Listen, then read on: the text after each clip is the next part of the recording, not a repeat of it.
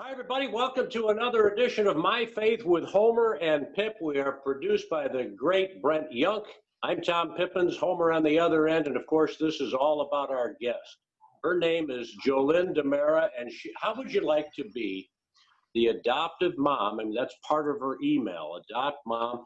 14 of them, 8 have special needs, if you will, mixed race. It doesn't matter what color. This beautiful lady is on the other end to share her story. So, Homer, kick it off, please. I got nothing better than hearing her story. We'll start from there. Clearly, her faith is a part of it, but you don't disappoint. You bring us amazing people based on what they do along with what they believe. So, Joellynn, start wherever you want. Oh, my husband and myself have been married 40 years. And the first year we were married, I was diagnosed with endometrial cancer. And my husband has been in law enforcement. My background was birth to 3 and social work. And our plan was always to have a large family. And that first year was touch and go. I was pretty sick. And we just decided at that point that after going through all the surgeries and then the diagnoses and everything else, that a house is not a home without children. And we were going to build our family a different way. And so at that point, we started fostering. We lived up in the northern part of Wisconsin, northern part of the state. And this was 35 years ago. So we've got some history with us with age. And we look back at the adoption system and how it's changed in the foster care system. And it always kind of pivots one way and then it'll come back another, and then it kind of goes in a circle. And we've seen that through the years. But we were blessed to be able to adopt our son at that point and in northern Wisconsin. And we did foster for a year. And then we were like, okay, the system had kind of, it was a challenge. Let's say it was a challenge. And so at that point we said, we're probably done for a little while. We're going to take a break. But I guess the Lord didn't see that. And so he decided to open the door for another child. And my husband was working at the U in northern Wisconsin, one of the U's, and it got to be kind of comical because he would come in from working a late shift or 2 days or whatever, and he'd open the door and he'd say, "Who's this?" And we would laugh and we'd say, "Well, he's just here for respite for a couple days." And lo and behold, he never left. And so they never left. And so it got to be a joke where we live that if you take a child to the Demaras, you better know darn well that child's not leaving, because they bond instantly as the child does. So that was kind of the scenario that we dealt with when we lived in northern Wisconsin. And we adopted 4 children up there. And at the time, 2 of ours are Native American. And to be able to adopt a Native American child now without being Native American is really difficult. But we were blessed enough to be able to do that because the birth parents absolutely opened their doors to us and relinquished their rights, went to the judge's house on a Sunday afternoon and requested that we be given the opportunity to adopt the girls. And the blessings have just been phenomenal. We went to court and for their finalization, and their paperwork wasn't done paperwork wise, and we were disgusted, but not. We were like, okay, we'll just come back a different day. And as we're leaving, there was a double rainbow over the courthouse. And we looked at each other and had the girls in hand and our other 2 children. And we said at that point, we said, okay, there's another reason. And somebody was yelling at us in the background, and we turned around, looked, they said, "We found your paperwork, it's here. Come on back in, we're gonna finalize." So it's kind of been that situation that we've dealt with all along with one of the kids or one of the other ones. There's always been a test. It's either the system or it was a health issue, or there's always been a test. But I really strongly believe, as I've shared with Tom in the past, that our faith has just held us through all of this. There's no way that we could possibly have done what we've done without our faith. After we adopted the two girls, then Lindsay and Jenny, we decided at that point, okay, the system has really tested us and we are going to take a break.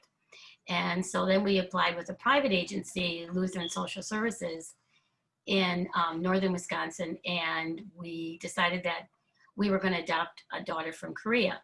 So we applied in August, and Megan came in February.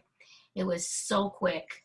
It was just phenomenal. We were just over the moon. She is now 35, and she is just finished her master's in nursing. She's teaching at UW Milwaukee, and she's working on getting her PA for physician's assistants. So the kids have all had opportunities to be able to go to college and to we have 3 daughters that are nurses, and our son who's the oldest, he is now in Florida with his family, and they're all over. They're scattered all over the United States. And when you come together, that's been the hardest thing with COVID, because it's like, all right, how many people can we have in the driveway? How many kids? And so we laugh, but the kids, I mean, they come in, they go, they stay. Thank God the older ones don't bring their laundry anymore. So they've all got their own places. So we're blessed for that. But we have grandchildren, and even with the other adoptions that have come into place after we adopted the girls or whatever, then we started with, we thought we were done again.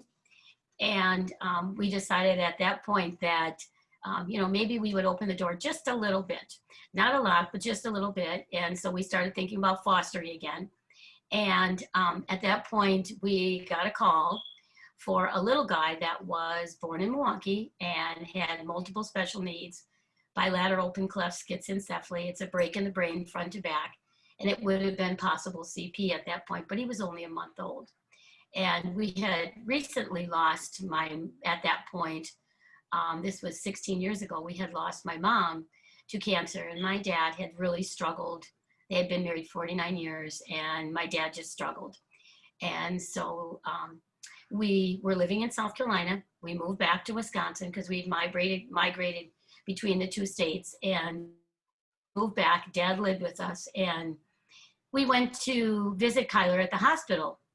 And my dad said, we came in and we told him what we were thinking, and he's like, I don't know, I've got to think about this. And we'd just been through a lot of crisis with losing my mom, and it was stress and grief, and we were dealing with that. And so we just weren't sure if the timing was correct or not. And my dad went in the bedroom that we had made for him. We've renovated an 1840s farmhouse. And he went in the bedroom, and he came out, and he said, and he had tears running down his face, and he said, your mom said, I need to take that baby and rock him on the front porch. And God is telling me to do this now. And so our faith we were like, okay. So we called the agency and we said, we'll take placement of Kyler. And we were the support that we have had within our own family, our children, the empathy, the compassion, the generosity has been phenomenal. Anybody that is involved in our life has always just been an angel. I really believe that, because there's always been positive, even if it starts to be something that's not positive. When they can see where our mission is going or what we're doing, or they've been engaged in our family, their thinking changes. So we've been very blessed for that. I don't want to interrupt, but I do. Okay. I want to go like 1, 2, 3. How many children have you adopted? Let's get that number first. 14. Excuse me? 14. Okay. Now, how many have you fostered and not adopted in addition to the 14? Yeah, I think it's probably been 5 because usually, yeah, as I said earlier in conversation, that it got to be a joke. Do not take a child to the Demaras because you know they won't leave.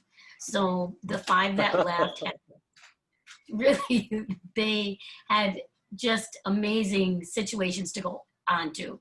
So there always was that blessing with that. So yeah. We'll get to your faith, but I wondered if after 8, God didn't say, that's enough. That's enough. Not that it's ever enough, but on the surface, your nickname should be, they're attempting to adopt every person on the planet Earth. I've never heard of anything like this. You mentioned your faith and these different incidents. How do you explain, did you have a faith before doing all of this? You said you wanted a large family. Or did it evolve, or did you say, God, we need help? How did it fit from the beginning? Pretty much what you just shared.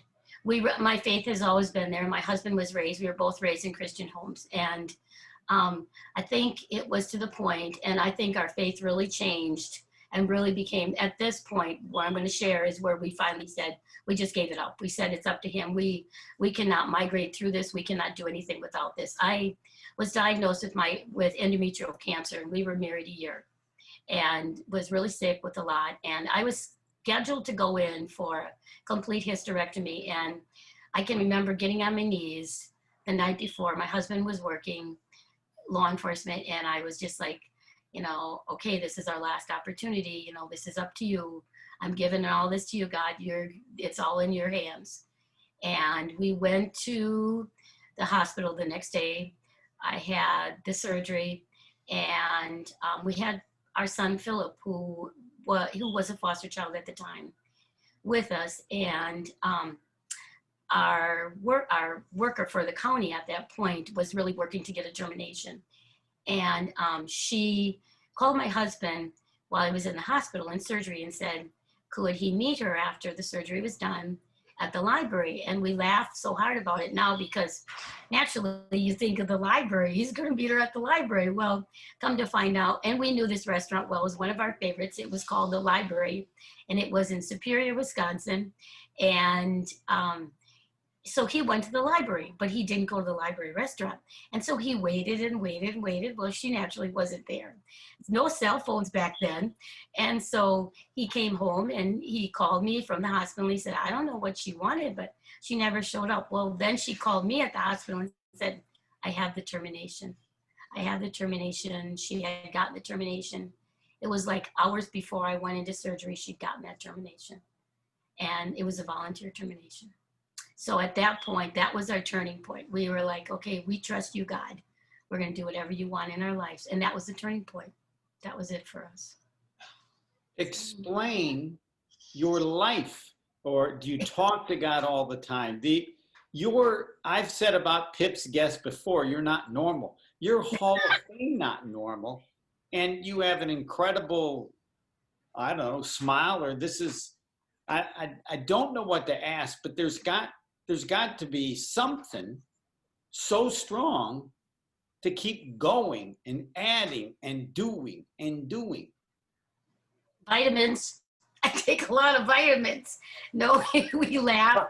I take a handful of vitamins to keep going in the morning, hit the floor early. But I think, we see what these kids have been given the opportunities to take them from situations that were not positive or were not in the best light or not given the opportunities for their health to be able to continue to be maintained or flourish.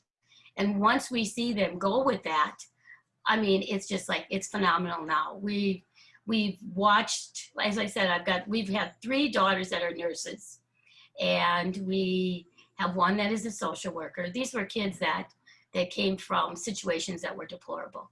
And we still are connected with quite a few of the kids' birth parents. They come back, and birth parents are in and out of the kids' lives. And we're very open with adoption. Always have been, always will be. That's just how we operate. But I think that the kids are the driving force in this, because the kids, there's just so much love. There is so much love here, and it's unconditional. So it's like, you know, we give them opportunities. In fact, we were just this morning, come here, boo. We were just planning this morning. We were thinking about taking a trip next week for a couple days. And so we were thinking, you know, where do we want to go? We've had some great opportunities. Every year we go up to Door County, rent this old farmhouse that's just not sweet, but great. And we hike and turn off cell phones and do trips like that. And that's been great. That's been really good. So we're planning next week to take a couple days and just go. COVID has made it difficult because we're apprehensive with the kids with special needs to take them into situations where there's more, their immune systems are compromised. So we worry about that. But in the other respect, we also feel like everybody needs a little break. We'll see what happens with school. So, you know, it's the way I was raised to be, and my husband the same. It's funny because I was raised with two amazing brothers. My husband, Ray, was raised an only child.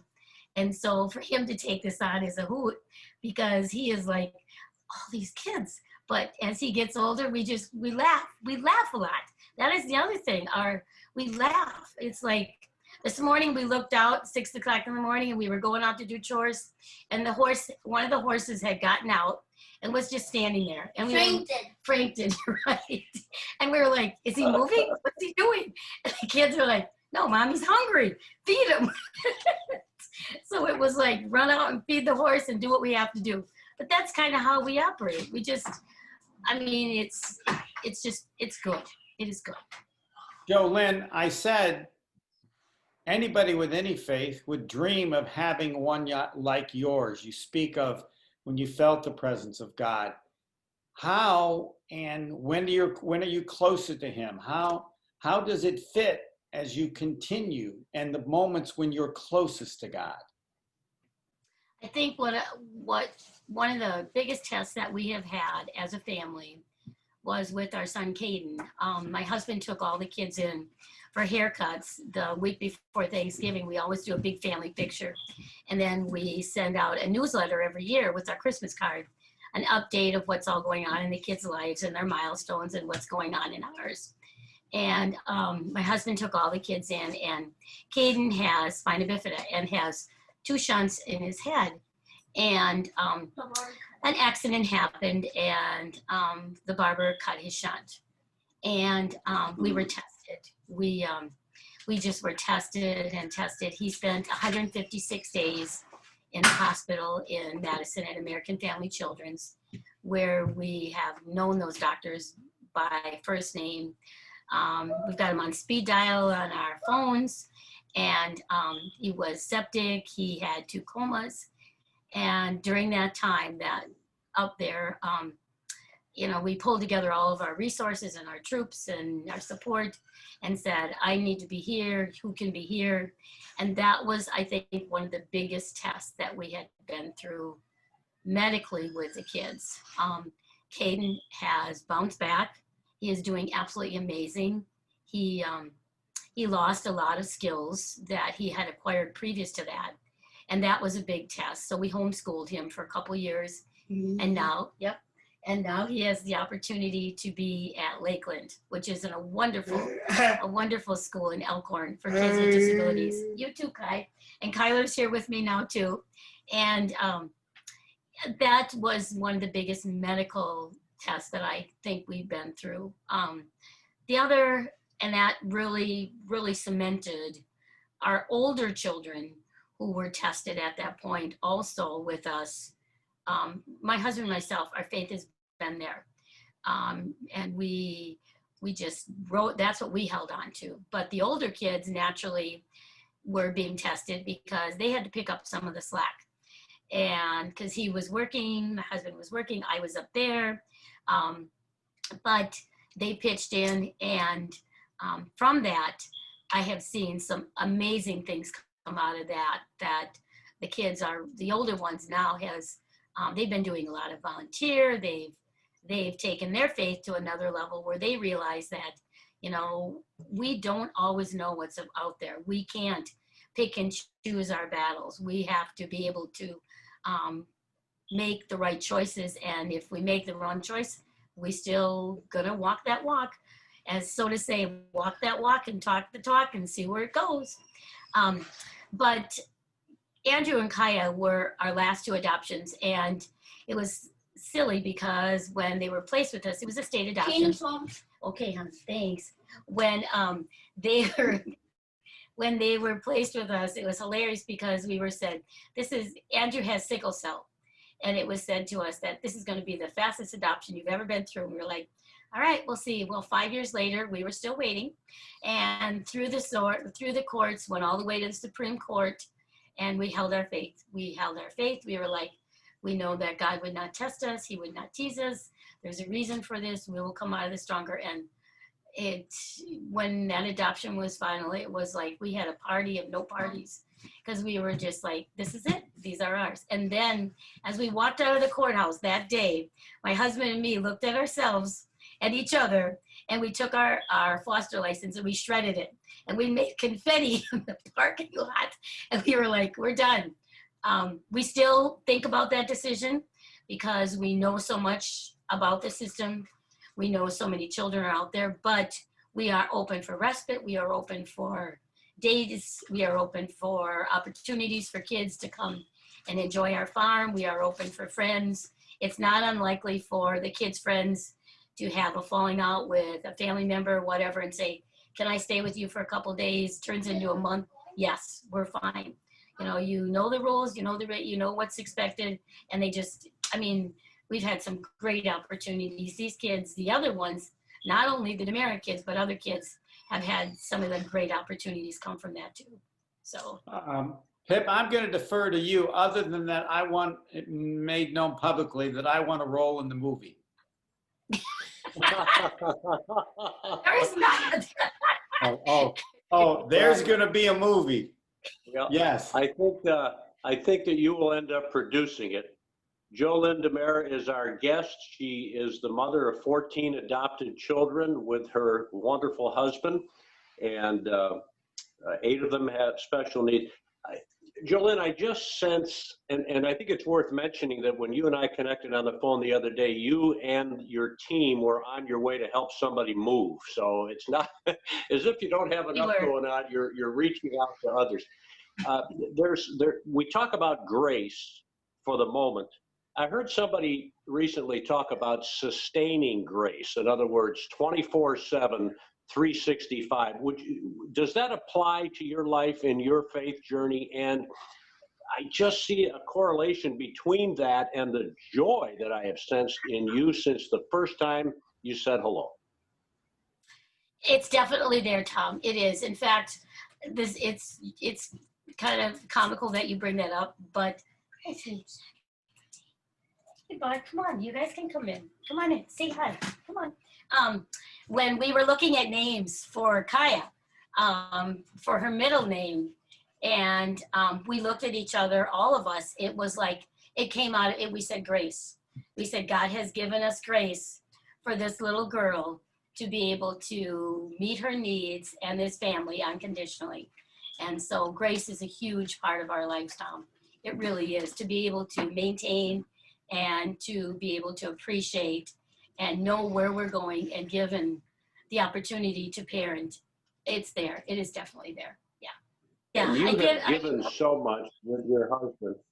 Yeah. And then that joy piece, I suspect that a lot of it is the kids have given that to you. Is that right? Oh, they have. They have immensely.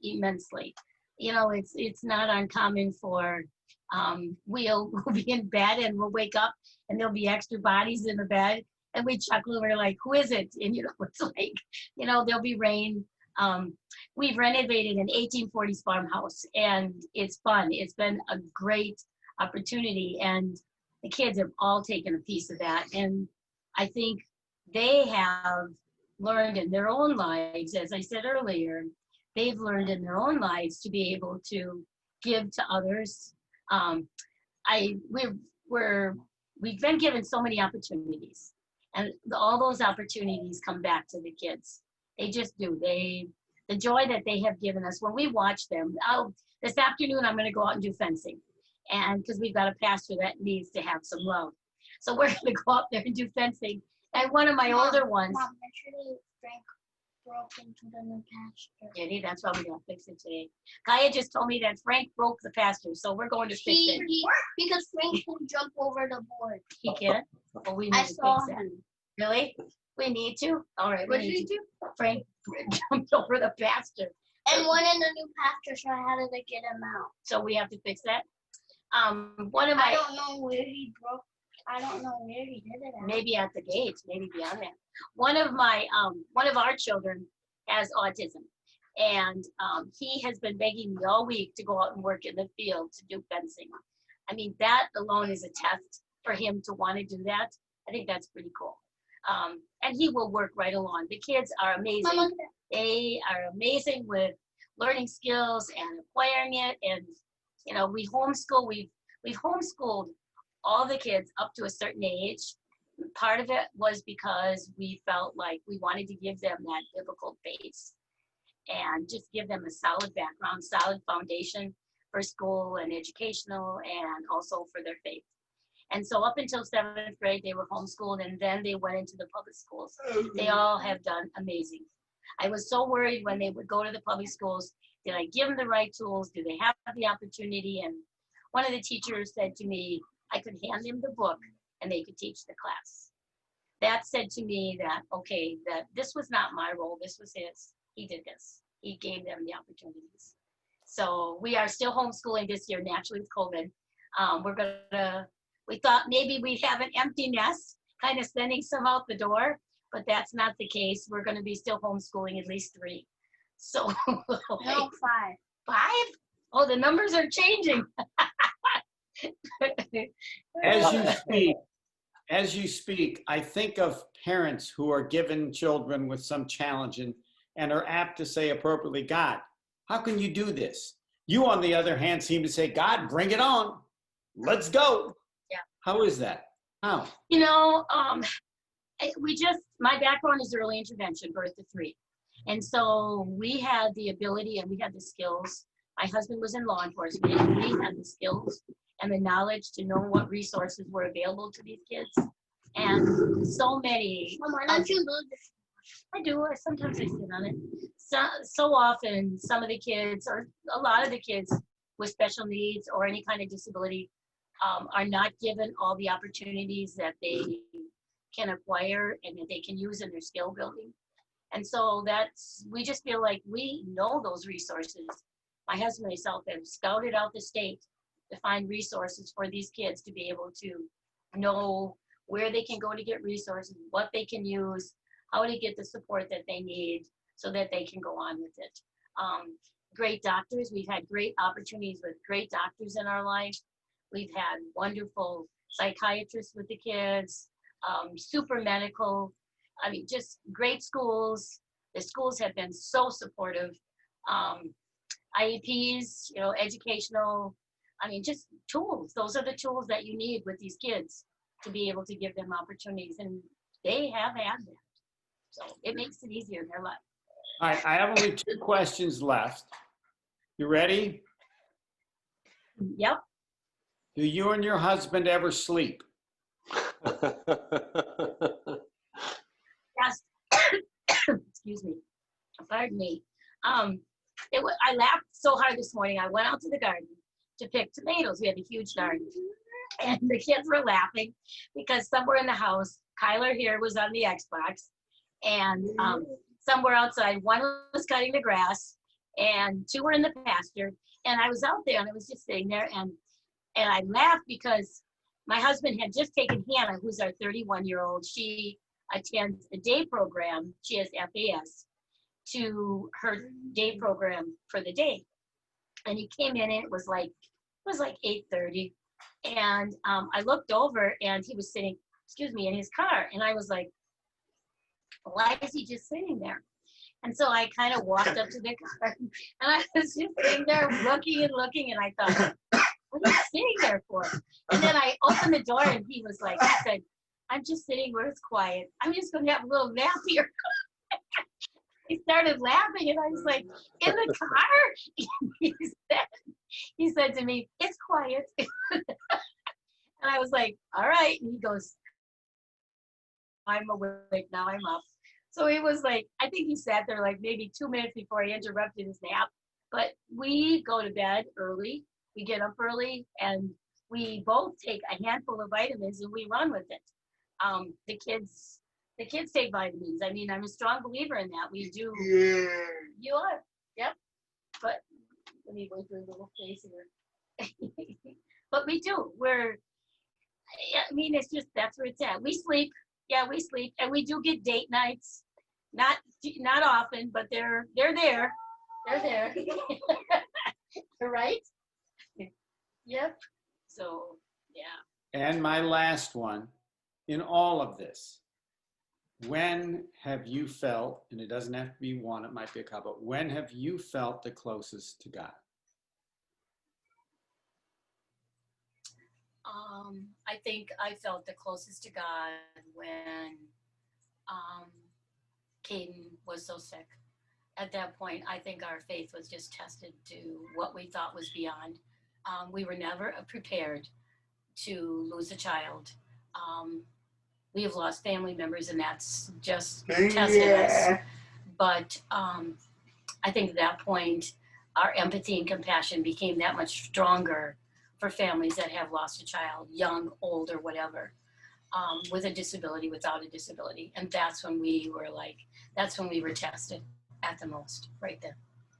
This isn't a question, this is my last statement, because I used to watch a TV show, 8 is Not Enough. You remember that? I don't know if you do. Yep. Well, we have a new TV show, 13 is Not Enough. I look forward to the movie or TV show by that name. You're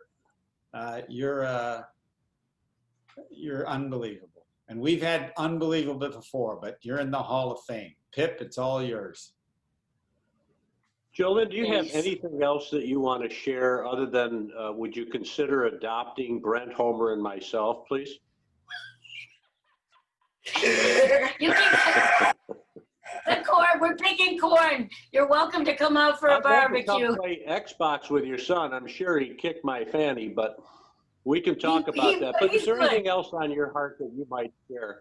Because, you know, there are a lot of people down and out in these difficult times. There's a lot of depression. There's suicide. It breaks your heart. Is there anything that you might share in taking us out? Because you had all the beautiful answers, and Homer asked all the great questions. There's nothing else other than what might be on your heart to share, please.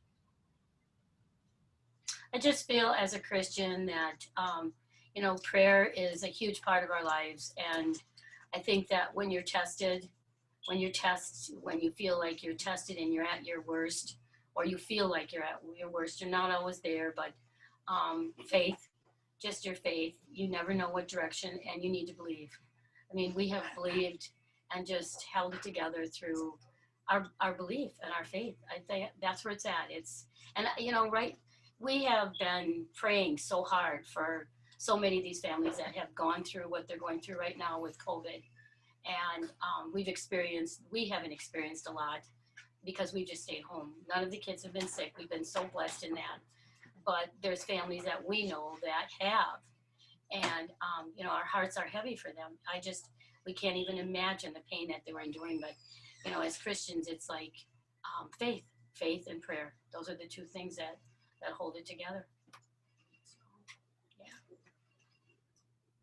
Joellynn Demara has been our guest, and Joellynn, we can't thank you enough. Your beautiful family, hug them all for us. This has been My Faith with Homer and Pip, our producer Brent Young. If you have an idea for a My Faith share that we hope and pray will inspire, as we're sure that Joellynn and her wonderful family have, you could just email me, pippenstom@yahoo.com, P-I-P-I-N as in Nancy, E-S, pippenstom@yahoo.com. For my good friends and Joellynn, thank you very much. We are so blessed. What a great, as Homer said, you're Hall of Fame. You're right there, you and your family, right next to Jesus. God bless you all.